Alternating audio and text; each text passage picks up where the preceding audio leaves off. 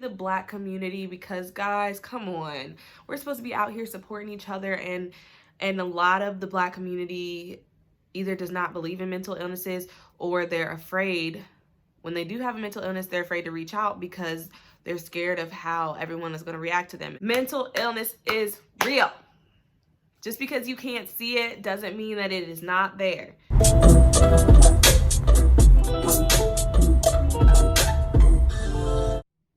Hey everyone, it's Skylar.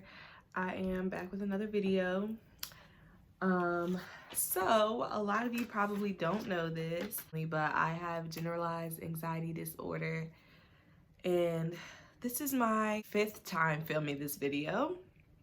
I actually filmed a whole video, had it edited and ready to go, and I didn't like it. So hopefully this will be my last time. And I want to talk about anxiety and some misconceptions that people have, especially because I saw a lot of things going on with Summer Walker, and people getting upset that she canceled some of her tour dates because of her social anxiety, and a lot of people think that it wasn't a reason to do that. So I just wanted to come on here and talk about it. So my first misconception is that people with anxiety can just turn it off whenever they want to. That's definitely not true. You know, a lot of people with anxiety, I'm sure they want to turn it off, but you can't. It's literally an illness. It's a mental illness.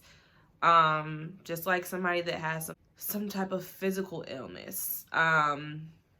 You know, if somebody breaks their leg, people don't say, oh, get over it, just walk on it. You know, you can walk on it whenever you feel like it. Like, no, you can't. It doesn't work like that. So anxiety is really draining. So, I mean, anybody that I know that has anxiety, I don't think they want to. If we could turn it off, we would. Also, I want to say that I cannot speak for everybody with anxiety. I'm not the spokesperson. I'm not going to sit here and say that everybody is the same, because they're not. Definitely, that's one of my misconceptions, actually. But I'm just saying, for me, and, you know, some people that I've talked to that also have anxiety disorders, and also speaking from a mental health professional standpoint, because I'm one of those. Okay, next misconception. People with anxiety just worry a lot. Get over it. It's more than worrying. It's excessive worrying. It's worrying to the point where, like, that thought is staying with you it could be all day, it could be hours. Sometimes it keeps people up at night. You know, it's not just like just worry. It's excessive worry. Like, you're constantly just analyzing everything, like over analyzing all day long. And like I said, it's very draining. Next one. People should just avoid things that make them anxious.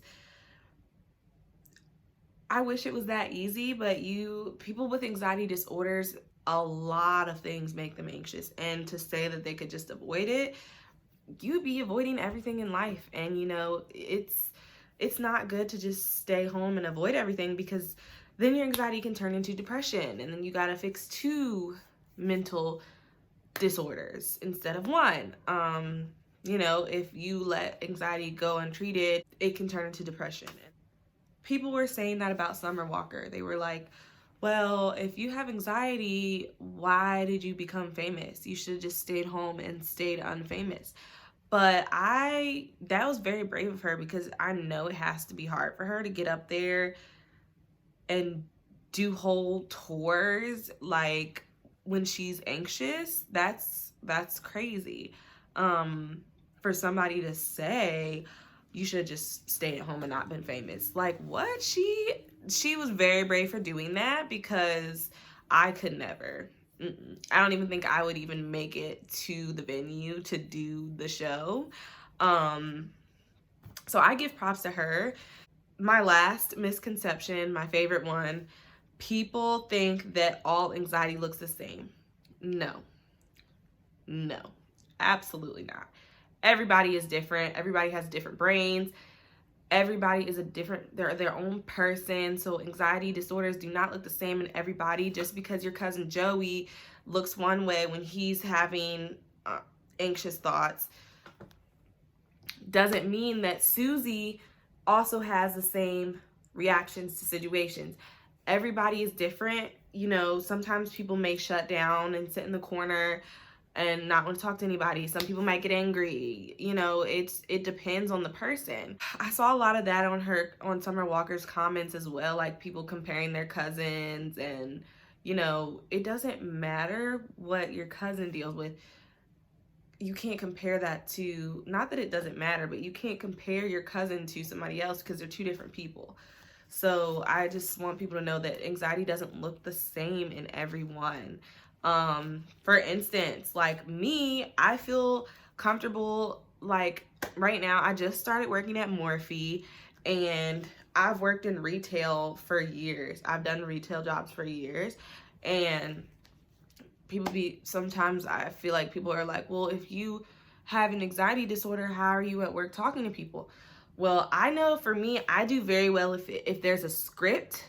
If I'm thrown off the script, I get crazy. Like my mind just blanks out, and I will either, my words won't come out right, or I just won't say anything at all because my brain just shuts down. So if I have a script to follow, or if I can organize my thoughts beforehand, then I'm good. But like when I do interviews and things, I have to prepare or it's just gonna be really bad.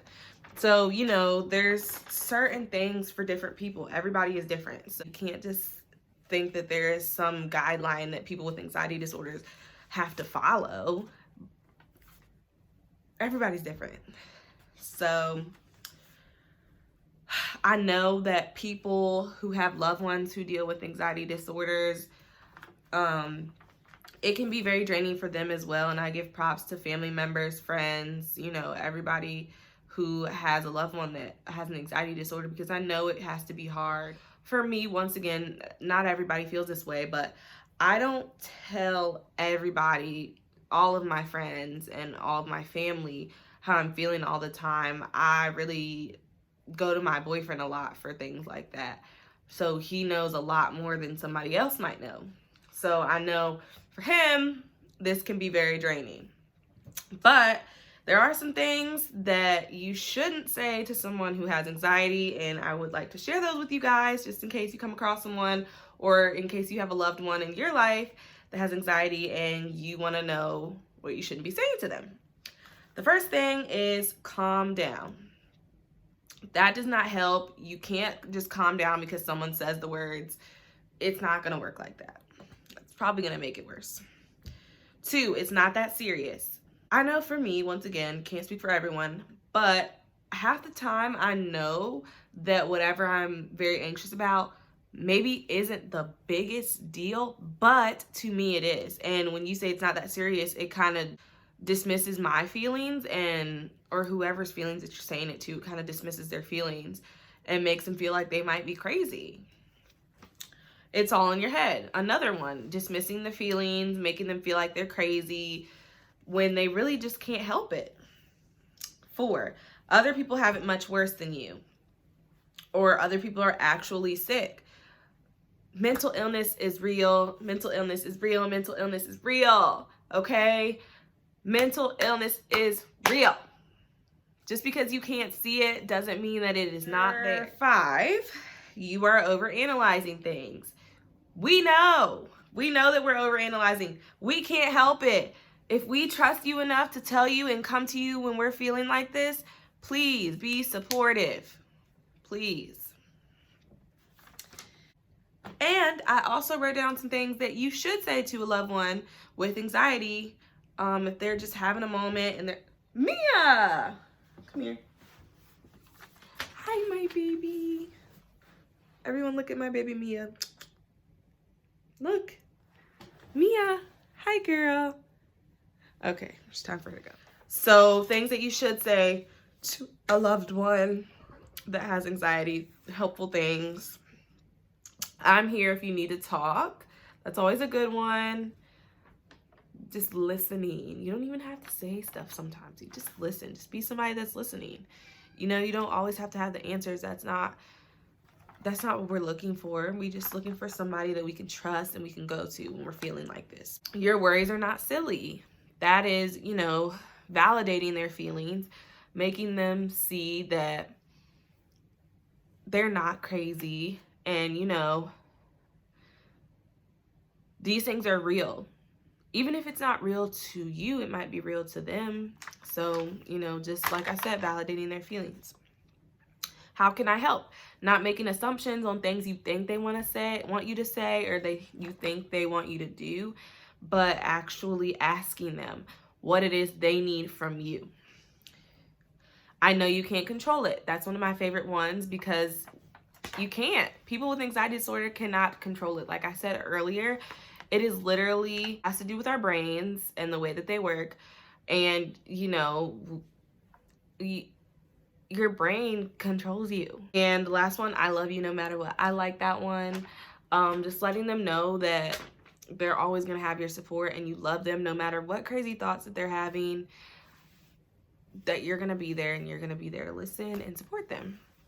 So everybody gets anxious from time to time, but when you have an anxiety disorder, it's literally, like I said, it's something within your brain that is working differently than everybody else's that don't have these feelings. So it's something that we cannot control, and it's very hard to deal with. It's very draining.